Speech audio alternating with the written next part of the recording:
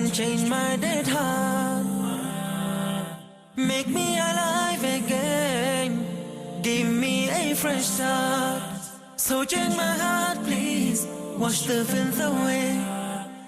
Don't leave me drowning here, alone and astray. Don't leave me drowning here, alone and astray. Assalamu alaikum wa rahmatullahi wa barakatuh. Welcome to another episode of The Power of Zikr. We're looking at different circumstances and different situations that happen to a Muslim during their life or during their daily life, that they need the dhikr of Allah Azza wa Jal, and some practical examples of the dhikr that they can remember or they can use. We said that the first source that we're recommending everyone at home to follow through and to be able to sort of get their du'as and their dhikr from is the book Fortress of the Muslim, and also the website du'as.com, duas.com, which has a lot of the dhikr, the adhkar and the du'as on there. So we're sort of using those as a basis just to have a look at some of the examples of adhkar that a Muslim says during their life in times of difficulty and in times of trial. So that's what we're talking about today. It's about times when things don't go well. Times of difficulty, times of trial, times of sorrow, times of, where a calamity strikes you. What kinds of adhkar, what kinds of things are we commanded to say at a time when things aren't going well for us? One of the du'as of the adhkar for anxiety and sorrow is that we say, Allahumma inni abduka, wabnu abdika, wabnu amatik, nasiyati biyadik, madin fiyya hukmuk, عدل في قضاؤك أسألك بكل اسم هو لك سميت به نفسك أو أنزلته في كتابك أو علمته أحدا من خلقك أو استأثرت به في العلم الغيب عندك أن تجعل القرآن ربيع قلبي ونور صدري وجلاء حزني وذهاب همي. This is one of the du'as that we say for anxiety and for sorrow. So Allah Azza wa Jal tells us, the Prophet ﷺ teaches us to say, O Allah, I am your slave and the son of your slave, and the son of your female slave. My forelock is in your hand. You have complete control over me. Your command over me is forever executed, and your decree over me is just. So we're affirming our belief in Qadr, as we said in the episode about La hawla wa la quwwata illa billah. I ask you by every name belonging to you. So we're using the names and attributes in our dhikr. Again, this is something we've talked about. Which you named yourself with, or revealed in your book, or taught to any one of your creation, or preserved in the knowledge of the unseen with you, that you make the Qur'an the life of my heart, and the light of my chest, and a departure for my sorrow, and a release for my anxiety, and Allah Azza wa Jal will take away the anxiety and the sorrow of the heart of anyone who recites this supplication, as is mentioned in the hadith of the Prophet sallallahu alaihi wasallam. There are adhkar that you say when you're afraid of someone. There are adhkar that you say when you are feeling pain. For example, when you're in a state of pain, you put your hand on the area where you have your pain. For example, let's imagine that you have it in your head. You put your hand where the pain is and you say, Bismillah, Bismillah, Bismillah, in the name of Allah, in the name of Allah, in the name of Allah, 3 times. And then 7 times you say, A'udhu billahi wa qudratihi min sharri ma ajidu wa uhadir. That I seek refuge with Allah and His might, His power, from the evil of what I find and what I fear and what I'm wary of. And you say that 7 times while you're keeping your hand on the place where you have a pain.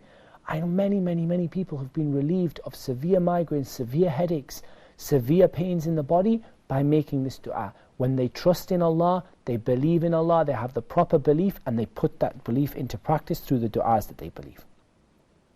And these du'as, subhanAllah, another du'a that you have at a time of anxiety and a time of sorrow is that you say, Allahumma inni a'udhu bika min al-hammi wal-hazan wal-ajzi wal-kasal wal-bukhli wal-jubn وضلع الدين وغلبة الرجال وضلع الدين وغلبة الرجال. So you make this dua contains that you seek refuge with Allah from many things, from al-ham wal-hazan, from sadness and depression, from sadness and anxiety, from anxiety and sorrow.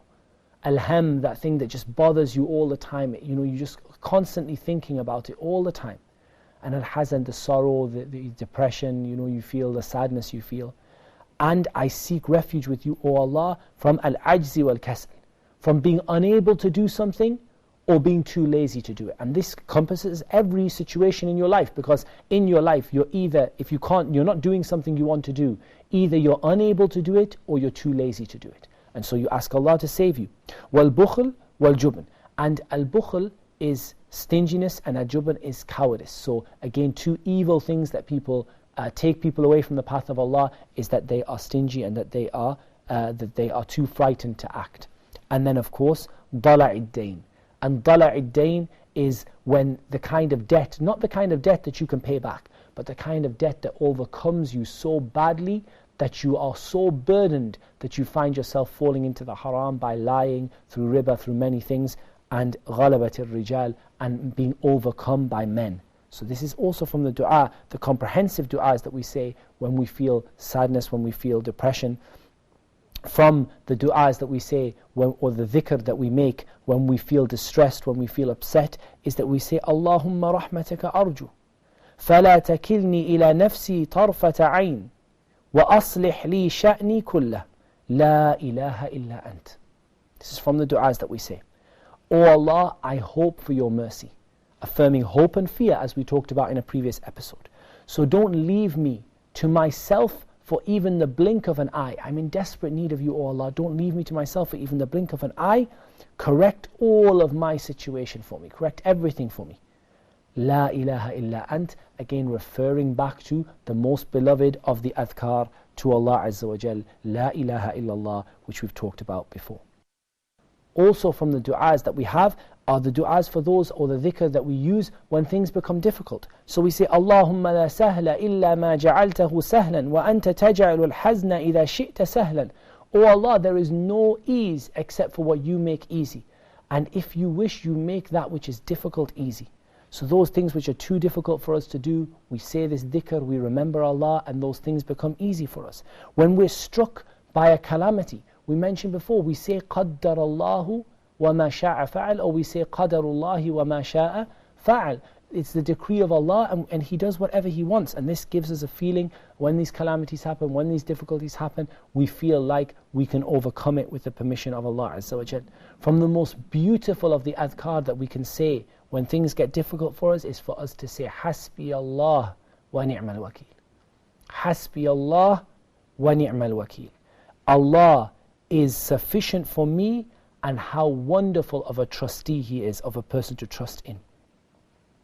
If something overtakes you, you say, Hasbi Allahu wa ni'mal wakil.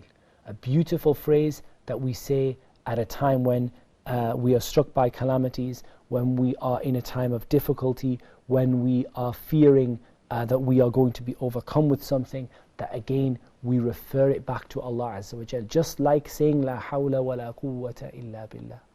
So we see from this that whatever situation this Muslim is in, no matter how difficult that situation is, no matter how many calamities and difficulties and hardships come in the way of that person, there is a dua that will cover those hardships. There is something that will take you away from that difficulty, whether it's depression, whether it's sadness, whether it's inability, whether it's laziness, because all of these are things, whether it's stinginess, whether it's cowardice, whether it's the kind of debt that overcomes a person, whether it is, the kind of being overpowered by men such that you are in a state where you're helpless and you're unable to do anything. Each of these things, they have a dua, they have a dhikr, which is going to take you away and which is going to give you protection, and which is going to return you back to Allah Azza wa Jal. And of course, these adhkar, and we must make a point about this towards the end of the episode, to say that these adhkar, they have to be accompanied by certainty in the heart. They have to be accompanied by you feeling in your heart that you are going, insha'Allah ta'ala, that Allah is going to answer your dua, thinking good of Allah Azza wa Jal, that remembering Allah subhanahu wa ta'ala, and not saying these adhkar and then saying, what hope have I got? I'm lost, I've gone, I'm finished. And I just say these dua and it doesn't make any difference to me.